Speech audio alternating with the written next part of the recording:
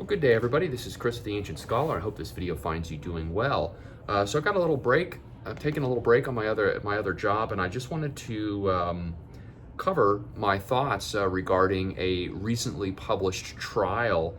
And I'm actually going to reference a couple of other individuals and organizations that have reviewed this trial in some detail. But I wanted to go ahead and provide my thoughts on it, since my perspective is more pre-hospital based, and so I will go ahead and try to provide that kind of perspective. And so this is the results of something referred to as the Pre-Oxy trial, that also stands for Pragmatic Trial Examining Oxygenation Prior to Intubation. This is kind of an interesting trial. It is pragmatic, so it is not exactly a randomized controlled trial, and so there is that as a potential flaw going into it, trying to make really robust sense of the evidence and data. But it is also pragmatic, and so it is kind of representative, maybe a little more representative of the kinds of clinical implications that you run into in a real situation. So when talking about the Pre-Oxy trial, what's kind of the bottom line? Well, the bottom line is the Pre-Oxy trial was looking at different paradigms for pre-oxygenating patients, and two major paradigms that they looked at were in certain critically ill patients who required intubation. Could we put them on a non-rebreather mask and pre-oxygenate them with that, and then compare those individuals to the intervention of placing a patient on non-invasive ventilation, specifically BiPAP, or it equivalent of EPAP and IPAP, and comparing some different outcomes of those two major groups. And so that's primarily what we're looking at here. So just a little bit of background on this trial. This is a multi-center. It is technically a randomized controlled trial. The patients were randomized, there's some controls, but it's still pragmatic and a little messy. And so it's not like, a gold standard kind of trial. And these kinds of things are actually pretty difficult to do with the kinds of interventions and patient outcomes. And so this is probably about as good as it's going to get, given what we're really looking at. But it is technically a multi-center randomized controlled trial, looked at 7 different emergency departments and 17 different intensive care / critical care units within the United States.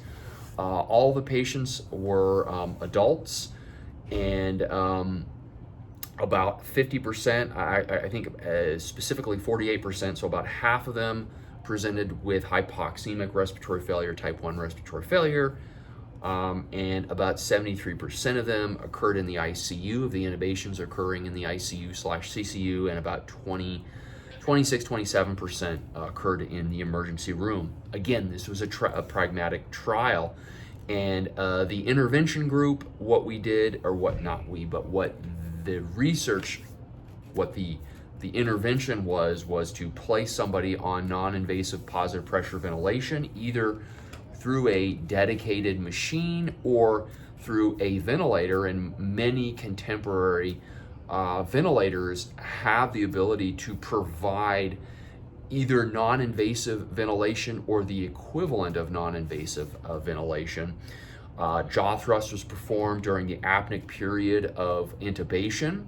So many of these were medication or pharmacology assisted intubations, RSI, RSA, those kinds of things.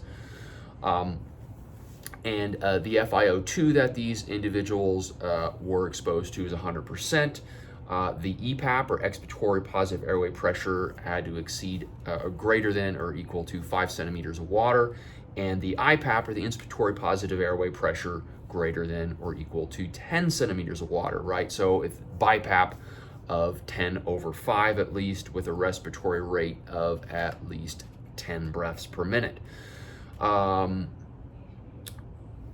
That's the major intervention compared to placing somebody on a non-rebreather mask at a flush rate. I believe flush for the purpose of this study was 15 liters per minute or greater, which, as many of you know, that is really, at 15 liters per minute is almost never going to be enough flow rate to meet the inspiratory demands of a healthy person, let alone somebody in distress. But be that as it may, just a standard, put somebody on a non-rebreather, open it up and give them lots of oxygen via the non-rebreather. All right. About a little less than a third of those patients did get bag valve mask ventilation. So this is fairly pragmatic, right? This is not an uncommon thing to see happen in somebody who is sick, who is going to require intubation. We throw a non-rebreather mask, right? You draw the meds up, you give the meds, they're not breathing, so then you transition over to bag valve mask, you manually ventilate them. Right, this is not an uncommon thing that happens, and so really what they were doing was they're trying to compare that to instead of a non-rebreather, let's put them on non-invasive ventilation, pre-oxygenate them with non-invasive ventilation, and look at the outcomes. All right, so that's really what they did. And the outcomes are as followed. In these individuals, hypoxemia is defined by saturations of less than 85% during the 2 minutes. About 9.1% of the individuals in the intervention group became hypoxemic by that definition versus 18.5% in the quote-unquote standard care, if you will, group. Hypoxemia of saturation less than 80%, about 6.3% in the intervention group versus 13.2% in the standard of care, if you will, group. Cardiac arrest, 0.2% versus 1.1%, and aspiration, no significant difference. Now, I should say that the patient selection was important, and individuals who presented with what you would define as a crash airway, so cardiac arrest, can't easily ventilate them, unconscious, unresponsive, dying, near death. Those kind of individuals that would fall under a kind of a crash airway paradigm were excluded from the study. So this were more prototypical rapid sequence intubation candidates, if you will, right? These are individuals who are spontaneously breathing, some degree of mental function, able to protect their airway to some extent, right? The more classic RSI patient where they're in respiratory failure, either type 1 or type 2, or maybe mixed respiratory failure. Again, about half of these patients were in type 1 or hypoxemic respiratory failure. They were kind of, we could see where the clinical course of these individuals was going, and they were intubated accordingly. That's the kind of patient they were looking at. So we're not looking at your more, your crash airways, if you will. Okay, and I think that's important. All right. So that's kind of what we see. So kind of what are the key points here? Well, the key points were it does look like non-invasive ventilation as a pre-oxygenation strategy is superior to pre-oxygenating with, say, a non-rebreather mask. When we dig deeper into the data, obese patients particularly benefit from this, and that it should come as no surprise because obese individuals tend to desaturate more rapidly, even if they're not in an extreme or extremis or moribund condition. They tend to desaturate faster, and so that would make sense that a more aggressive pre-oxygenation strategy involving positive pressure it would be beneficial in those individuals. I should also say that individuals who had a high risk of aspiration or non-fasted were not included, and this exclusion was more or less at the discretion of the clinicians involved in the trial. Again, this is a pragmatic trial, so making super crisp sense of the data is going to be rather difficult, but it certainly does seem that there is a signal in this data that favors the use of non-invasive ventilation as a pre-oxygenation strategy in certain groups of patients. So that would be kind of my hot take from this trial, if you will.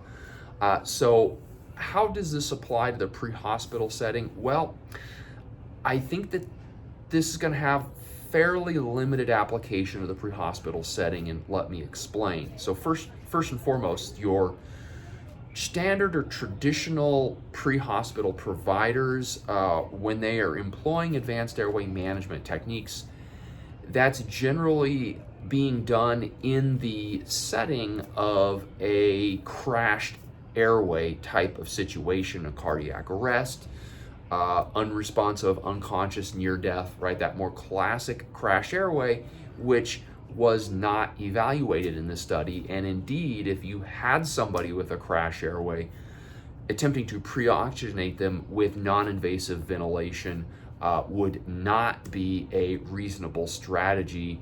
And I suspect most individuals would think that way. So in those particular patients, this trial is going to have limited to no applicability, right? Because crashed airway requires specific interventions, right? They require getting a good mask seal, suctioning, using adjuncts, positive pressure ventilation with a bag valve mask, and getting their saturations up, and potentially transitioning into other airway pathways such as failed airway and so on and so forth.